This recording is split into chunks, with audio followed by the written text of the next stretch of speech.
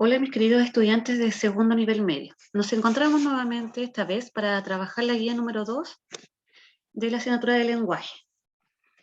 Para continuar lo que ya estábamos viendo al principio, en la primera guía, vamos nuevamente a trabajar con texto expositivo, pero esta vez encauzándolo en lo que son los textos no literarios. Y les voy a explicar en qué consiste esto.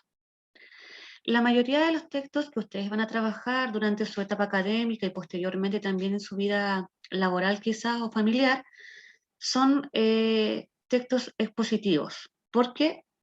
Porque su característica de ellos es informar o difundir conocimiento, presentar información sobre hechos, sobre fechas o personajes. Entonces, dentro de esta característica que tiene el texto expositivo, lo podemos clasificar como texto no literario o también conocido como texto informativo. Porque como les acabo de explicar, su característica esencial es esa, el de informar o presentarnos o aumentarnos el conocimiento. Entonces, aquí al principio queda una vez ya explicado lo que es nuevamente el texto expositivo, aquí queda una definición, una subdivisión de lo que son los textos literarios y lo que son los textos no literarios, donde está el texto expositivo. Textos literarios son todos aquellos que nos cuentan una historia ficticia. Tiene que ver con los cuentos, las novelas, las fábulas, etc. Textos no literarios son aquellos que nos entregan información, como por ejemplo el texto expositivo. Ahora, aquí hay un cuadrito para ejemplificar bien esto. Dentro de la categoría de los textos se encuentran, como les explicaba recién, los literarios y no literarios. Aquí está, dentro de los literarios están los narrativos, que son la leyenda, los cuentos, las fábulas, como por darles algunos ejemplos, son más, pero que hay 3 ejemplos. En los líricos, que también está dentro de lo que es literatura, están las poesías, los poemas, las odas, por darle algunos ejemplos, y finalmente están los textos que son dramáticos, que son las obras dramáticas, que están caracterizadas por las obras de teatro. Eso es todo literario porque son eh, textos desarrollados a partir de una ficción, por decirlo así.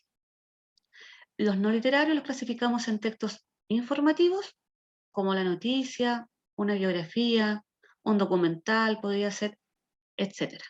Los instructivos, que son los que nos dan instrucciones para poder realizar algo. Por ejemplo, las recetas o un manual de uso. Cuando yo compro algún equipo electrónico, viene como la manera de usarlo. Ese es un texto instructivo. Y después están los normativos, que son los que nos imponen reglas o formas de actuar. Por ejemplo, los reglamentos, eh, las leyes que están desarrolladas para normarnos. Entonces, eso todo es no literario o también perteneciente a lo que son los textos expositivos. Una vez presentado este cuadrito, ustedes van a la primera actividad, que es colocar una B, una F, según lo que corresponda y de acuerdo a lo que ustedes ya han desarrollado en los contenidos más arriba del texto expositivo y de los textos literarios y no literarios. En la actividad 2, ustedes tienen que clasificar, marcando con una X, ya sea aquí o acá, según la aseveración o la frase que está aquí. Por ejemplo, la primera dice, tienen un propósito artístico y estético, es decir, embellecen el lenguaje. Ustedes clasificarían esta frase como texto literario o como texto no literario. Recuerden que todo lo asociado a entregar información es no literario. Todo lo que sea con el fin de recrear, llevar a una realidad distinta, es texto literario.